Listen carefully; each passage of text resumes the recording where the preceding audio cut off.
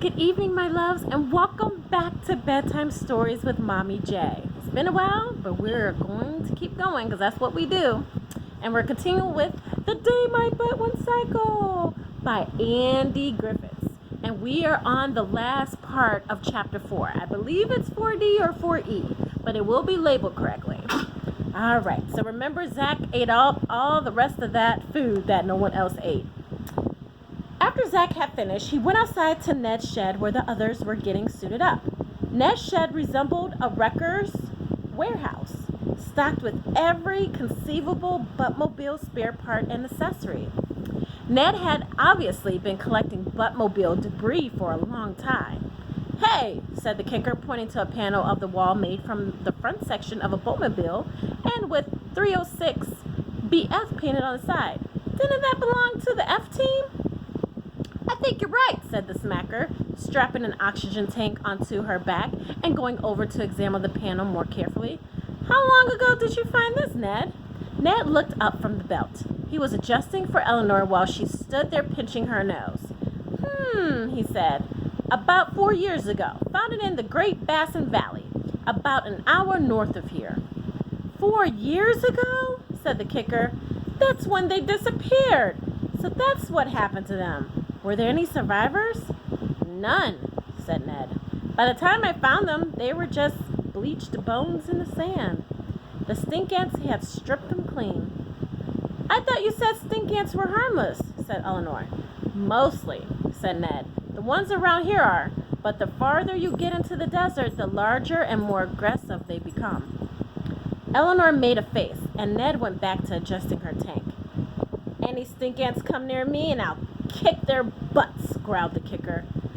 "How can you kick an ant's butt?" said Eleanor. "Wouldn't it be too small?" "No, butt is too small for me to kick," said the kicker. "Why not just step on them?" said the kisser. "Because I like kicking," said the kicker. "Got a problem with that?" "No problem at all," said the kisser. "I just sometimes wonder if kicking is the best answer to anything." "What's wrong with you?" said the kicker. "You're talking like a butt sympathizer. And you know what I do to butt sympathizers?" "Yeah," signed the kisser. "I think I can guess." "Yeah," spluttered the kicker, scraping the ground with his foot like a bull about to charge. Here's Oliver. He came for story time too. "Well, guess this oxygen kicker."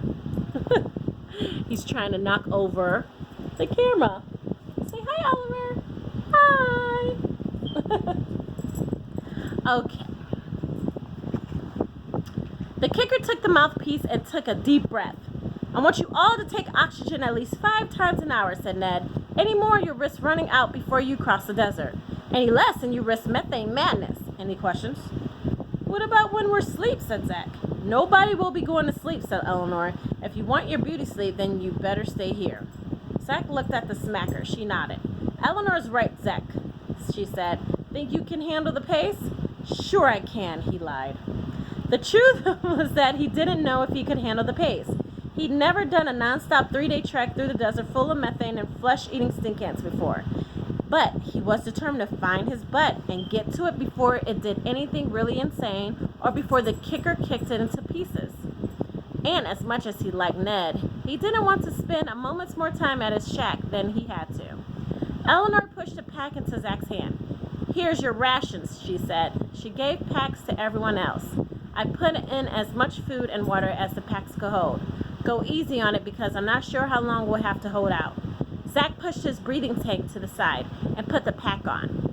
The supplies were heavy, but he figured it beating eating needleweeds and stink ants. "Ned," said Eleanor, patting a pile of boxes, "these provisions are for you. We can't carry them, so you might as well have them." Ned's eyes filled with tears. He seemed to be overwhelmed by Eleanor's generosity. "Thank you," he said, reaching out to hug Eleanor, who took 2 quick steps backwards. "Thank you all very much. I only wish you could stay longer. It's been good having your company." "We'll stop by on the way back," said the smacker. "I'll have a meal of needleweeds and stink ants waiting for you," said Ned. The group trudged out of Ned's shed and into the desert. The sky seemed bluer than before, and the sand even more yellow, and the heat and the wind even more intense. They each pulled on the diving mask Ned had given them, took a deep breath of oxygen, and waved goodbye to Ned. "Good luck," said Ned, standing in the doorway of his shack. "God knows you're going to need it." "We're going to kick their butts," yelled the kicker above the roar of the wind. And that's the end of chapter 4. Yay, we did it! On to chapter 5, which they're going to be in the desert. Well, I love you guys so much. Hugs and kisses, and remember to brush your teeth and to always say your prayers. I miss you. Love you. Mwah. Good night.